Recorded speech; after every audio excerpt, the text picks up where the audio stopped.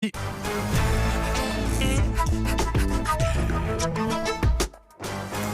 presque de l'info, c'est la revue de presse de Nicolas Canteloup. Et tout de suite le titre principal de l'actu avec vous, cher Mathieu.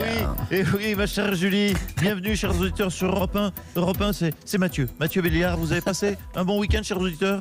Julie, pas sûr, avec Saint-Etienne qui a pris 4-0 contre le PSG hier soir, ça m'étonnerait. Ouais, à domicile en plus. Hein, à domicile, en plus, vous l'avez dit. Et puis, ce matin, on a parlé, vous l'avez entendu, on a parlé ligaments croisés, on a parlé guitare basse.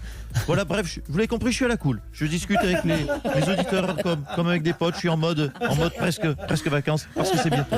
Allez, au boulot, c'est bientôt fini, Mathieu. L'info du jour, c'est, aux surprises, la grève. Avec une question sur toutes les lèvres.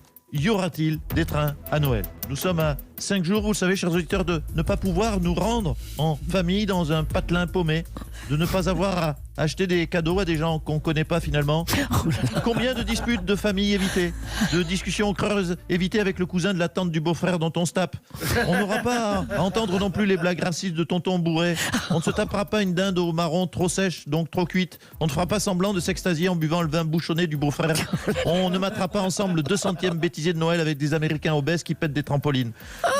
Finalement, vous voyez, ma chère Julie, chers auditeurs, on est à 4 jours de passer un bon Noël, en fait. Bah oui.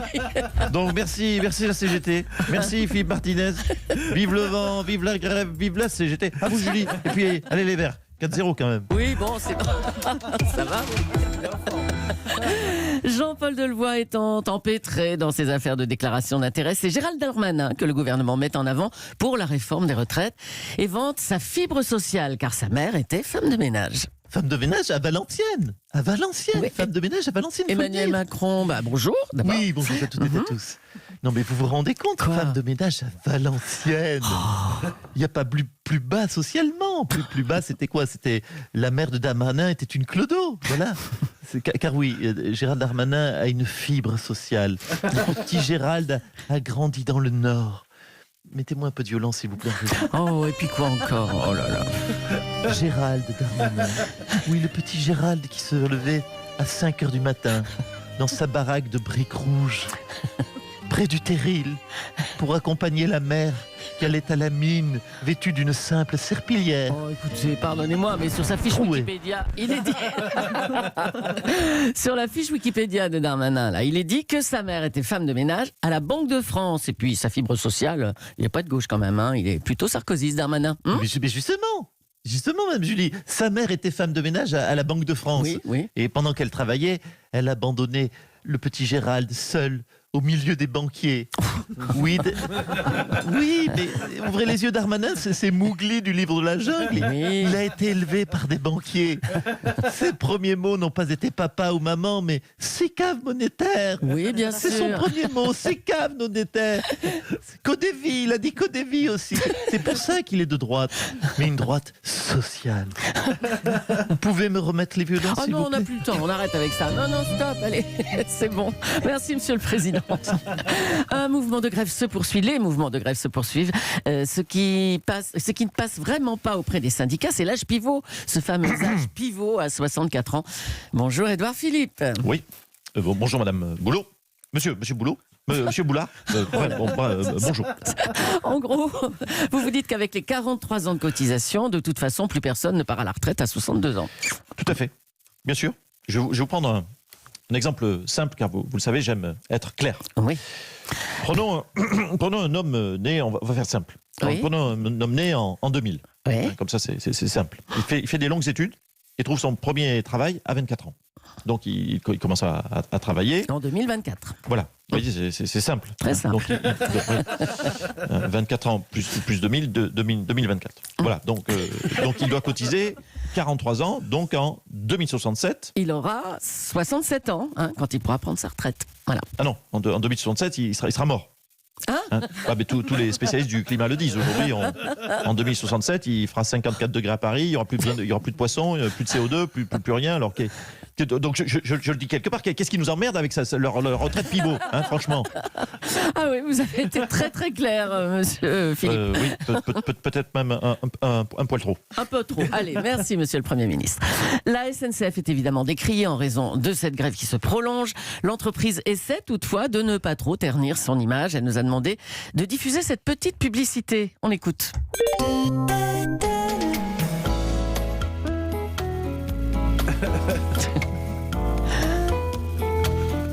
L'angoisse. Bonjour, je suis Bernard Canetti, le fondateur du régime Comme j'aime la SNCF. Avec Comme j'aime la SNCF, perdez rapidement 10 kilos en courant derrière des bus. Comme j'aime la SNCF, c'est l'occasion pour vous de perdre du poids en piétinant 2 heures sur un quai de RER. Mais écoutons plutôt quelques témoignages. Grâce au régime Comme j'aime la SNCF, oui, j'ai perdu tout mon gras du bide à force de faire pareil colombe à pied 2 fois par jour. Aujourd'hui, regardez, je suis svelte et sensuel. Comme j'aime la SNCF. Et en plus, la première semaine de grève est gratuite. Et la deuxième aussi. Et encore une troisième. Merci, comme j'aime la SNCF. Merci à vous. Jean-Paul Delevoye, le monsieur retraite du gouvernement, est donc dans la tourmente après avoir omis de déclarer qu'il était administrateur au sein d'un institut de formation de l'assurance, puis d'oublier de déclarer qu'il était président d'un think tank. Il a reconnu ce week-end avoir 13 mandats au total. Vous vous rendez compte? Bon, on va l'appeler, tiens. Domicile de Jean-Paul Delevoye, Christiane à votre écoute. Bonjour, j'écoute, je suis à votre écoute, j'écoute. Mais Bonjour. Christiane, mais qu'est-ce que vous faites chez Jean-Paul Delevoye? Je vous reconnais. Oh bah tant mieux. Ah, c'est Madame Julie. Je change pas de métier alors. Ah bonjour, ça fait toujours plaisir de vous avoir au téléphone. Oh, il y a longtemps qu'on ne s'est pas raconté les choses. Bon, bref. J'espère que vous prenez bien soin de Monsieur Bayard. Oui, oui, oui. Hein, qui met bien sa petite écharpe. Oui, il a mis C'est sa vous qui petite changez écharpe. les couleurs tous les matins. Oui, oui, oui, oui. Ah oui. Alors Vous lui dites-nous faites plutôt, une météo à l'écharpe, voilà. dites-nous plutôt ce que vous faites chez Jean-Paul Delevoye. Alors que je vous raconte. En fait, j'ai été engagée comme infirmière à domicile. Ah, Oui, parce que le pauvre ne se souvient plus de rien. Vous avez vu? Oh, le pauvre me fait la peine. 13 emplois qu'il a oublié de déclarer. En fait, le chômage, c'est à cause de lui. Oui. Ah, il a tous les emplois de France. Oui. Vous voyez, je fais une plaisanterie. mais c'est hilarant. C'est pas mon habitude. Non, en vrai, non, c'est terrible ce qu'il vit. Non, il se souvient plus de rien. Attendez, je me tais parce qu'il arrive. ah, il arrive alors. Ok. C'est l'heure de son petit déjeuner. Bonjour, monsieur Jean-Paul. Bonjour, écoutez, bonjour, monsieur Pujadas. Non, monsieur Jean-Paul, je ne suis pas monsieur Pujadas. Je suis madame Christiane. Allez, on prend sa cuillère. Écoutez, oui, mais c'est quoi une cuillère? C'est ça peut-être? Non, ça c'est la télécommande, monsieur Delevoye. Non, ça se met pas dans le café. Non, pas dans les oreilles. Non, on garde son pantalon, monsieur Jean-Paul. On garde son pantalon. Non, on ne mange. Monsieur Jean-Paul, on ne mange pas les pièces du Scrabble. Monsieur, recrachez ce W, monsieur Jean-Paul. Allez, monsieur Jean-Paul, dépêchez-vous, vous êtes en retard au travail. Vous vous souvenez de votre travail, monsieur Jean-Paul? Mon travail, vous dites-vous? Lequel Je sais pas, moi, le premier qui vous vient. Alors, je suis, comme vous le savez, président de la région Alsace-Côte d'Azur. Voilà. Oh, bah, dis donc. Oh, madame Julie, voyez, on n'est pas rendu.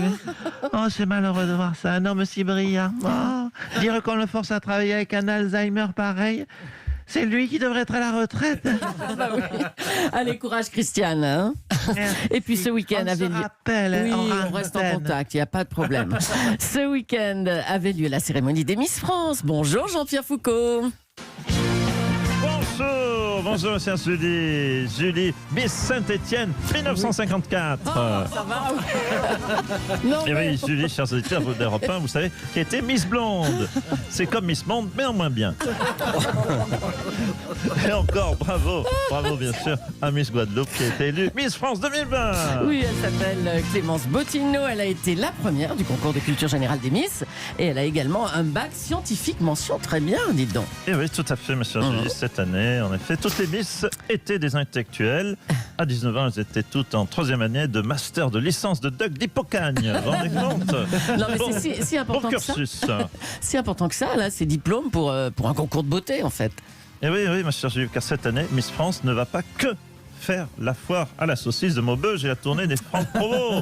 Non, elle va devoir trouver un vaccin et surtout, elle va régler le problème des retraites. Allez, bonne chance, Clémence Bottineau. C'est ça la solution, la Miss France.